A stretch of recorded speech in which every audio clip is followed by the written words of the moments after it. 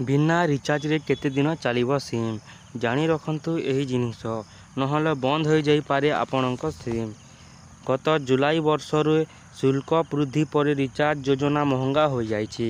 तथापि ट्राए रे हस्तक्षेप पर टेलीकॉम कंपनी गुडिक केवल वॉइस कॉल प्लान प्रचलन करिसंती, किंतु यह द्वितीय सिम व्यवहार करुथिबा लोकंक पई मध्य महंगा प्रमाणित हेउछि।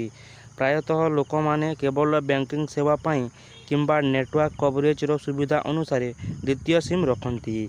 एही कारणरू कंपनी गुडिक ग्राहक माननकु रिचार्ज न करी मध्य किछि समय पाई इनकमिंग कॉल एवं मेसेज ग्रहण करिवारु अनुमति दियंती।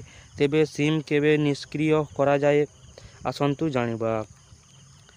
जदि आपण लगातार 90 दिनक पाई आपणक सिम व्यवहार करंती नाही, अर्थात कोनोसी कॉल किंबा एसएमएस किंबा डाटा व्यवहार करा जाए नाही, तेबे आपणकर नंबर मध्य निष्क्रिय हो जिवो।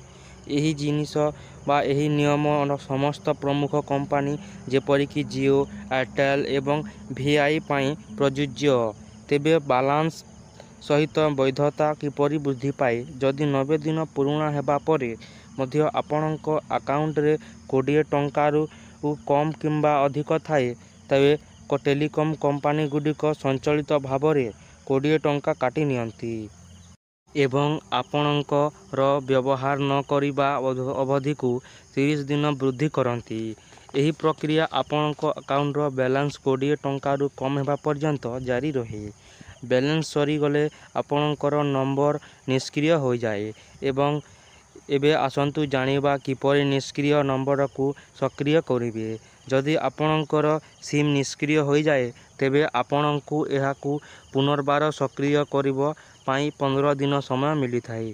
एही समय मध्यरे शुल्क दे नंबर टी पुनः सक्रिय करा जाई पारिबो। जदि आपण एहा करंती नाही तेबे आपणकर नंबर स्थायी भावरे बंद हो जिवो एवं पुणी व्यवहार करा जाई पारिबो नाही। अर्थात जियो, एयरटेल एवं वीआई उपभोक्ता माने रिचार्ज बिना मध्य प्राय 90 दिन पाई इनकम कॉल एवं मेसेज पाई पारिबे, किंतु एही समय रे मध्य कोनोसी आउटगोइंग कॉल, डाटा किंबा एसएमएस व्यवहार करा जाई पारिबो नाही।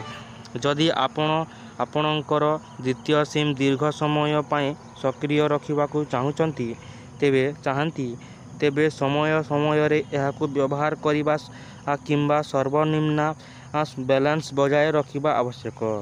तो फ्रेंड्स, ये होइथिला आपण मानक पई किछि अपडेट। जदि आपणकू अपडेट टी भलो लागिथिले आपण वीडियो को लाइक करंतु, चैनल को सब्सक्राइब कर नथिले एबे सब्सक्राइब करी पाखरे थिबा घंटी चिन्ह को दबाई दियंतु, जहाकी एवं ऑल नोटिफिकेशन रे क्लिक कर दियंतु, जहाकी आमे जेते बेले वीडियो अपलोड करिवे आपण प्रथम थर वीडियो देखि पारिबे। धन्यवाद। Thanks for watching.